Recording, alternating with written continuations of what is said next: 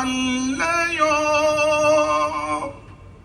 എന്നാനൻ ലക്ഷണം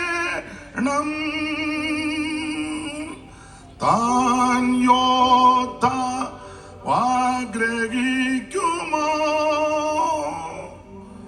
ഈ ലോകഡംബരം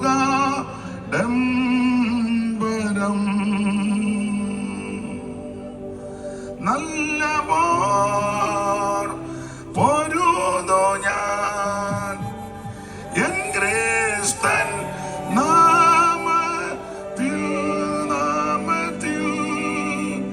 വാടാ കീടം പ്രാപിപ്പാൻ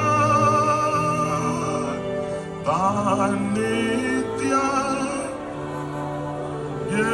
ചേർന്ന് വാടാ കിരീടം പ്രാപിപ്പാൻ താൻ നിത്യത്തിൽ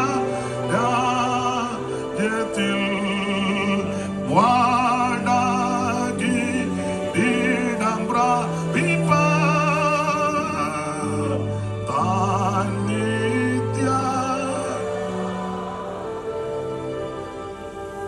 കർത്താവിന്റെ മഹത്വമുള്ള നാമത്തിന് സ്തോത്രം.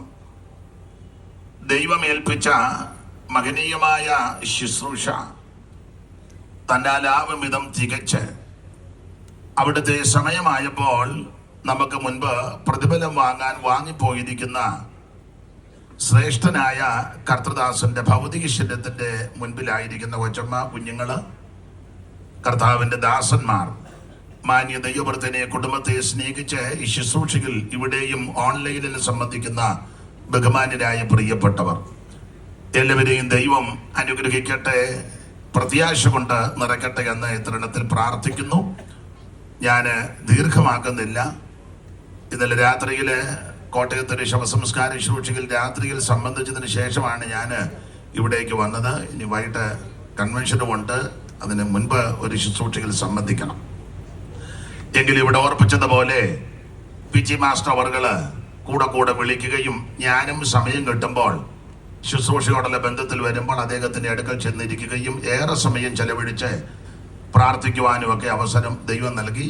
ചില ആഴ്ചകൾക്ക് മുൻപ് ഇവിടെ കൺവെൻഷന് വന്നപ്പോൾ ഞാൻ സി വി മാത്യു സാറിൻ്റെ അടുക്കലും ചെന്നു, സാറിൻ്റെ അടുക്കലും പി ജി മാസ്റ്റർ പാസ്റ്ററുടെ അടുക്കലും ചെന്നു. വളരെ സന്തോഷമായിരുന്നു. എല്ലാ നല്ല കൂട്ടായ്മയ്ക്കായിട്ട് ദൈവത്തിന് മഹത്വം കരേറ്റുന്നു. ദൈവം കുടുംബാംഗങ്ങളെ എല്ലാവരെയും അനുഗ്രഹിക്കട്ടെ. ഇങ്ങനെയുള്ള സന്ദർഭത്തിൽ അധ്യക്ഷനാണ് വളരെ ബുദ്ധിമുട്ടുന്നത്, അത് നന്നായിട്ടറിയാം. അതുകൊണ്ട് അധികം ദീർഘമാക്കുന്നില്ല. ദാനിയേലിനോട് പറഞ്ഞ വാക്യം നമുക്കെല്ലാം മനഃപാഠമാണ്. വാക്യം വായിപ്പിക്കുന്നില്ല, എല്ലാവർക്കും അറിയാം. അതിലൊന്ന്, ദാനിയേലിനെ ദൈവം യാത്ര അയച്ചതാണ്. ഈ പി ജി മാസ്റ്ററെ ദൈവമായ യാത്ര അയക്കുന്നത്. അവിടെ വായിക്കുന്നത്, നീയോ പൊയ്ക്കൊള്ളുക. അപ്പം ദൈവമാ പറഞ്ഞത് പൊയ്ക്കൊള്ളുക. അപ്പം ദൈവം പറഞ്ഞിരിക്കുക, യാത്ര അയച്ചിരിക്കുക ഭൗതിക ശരീരത്തിൽ. രണ്ട്, അവിടെ വായിക്കുമ്പോൾ ഒറ്റയ്ക്കാ വിട്ടിരിക്കുന്നത്. നീയോ ഏകവചനമാ. ഓരോരുത്തരും ആ ദൈവം വിടുന്നത്. നമുക്ക് മുമ്പായിട്ട് ദൈവം വിട്ടിരിക്കുക. അടുത്തത് ദീർഘമാക്കുന്നില്ല, നീ എഴുന്നേറ്റ് വരും. എഴുന്നേറ്റ് വരുമ്പോൾ കാലിന് ബലഹീനതയോ ശരീരത്തിന് ബലഹീനതയോ ഒന്നും ഉണ്ടായിട്ടല്ല, ഒരു പുത്തൻ ശരീരത്തോടാ ഉയർത്തു വരുന്നത്. ഈ പ്രത്യാശ ഏവരെയും ഭരിക്കട്ടെ. നമ്മൾ ഒരു ദിവസം ഈ വഴി പോകണം. എല്ലാവരും അതിനായിട്ട് ഒരുങ്ങണം. എല്ലാറ്റിലും ഉപരി സകല ആൾക്കാരോട് എനിക്ക് പറയാനുള്ളത്, കണ്ണടയുന്നതിന് മുമ്പ് സകല മനുഷ്യനും യേശു ക്രിസ്തുവിനെ രക്ഷിതാവായി സ്വീകരിക്കണം. യേശു ക്രിസ്തു മാത്രമായ രക്ഷകൻ.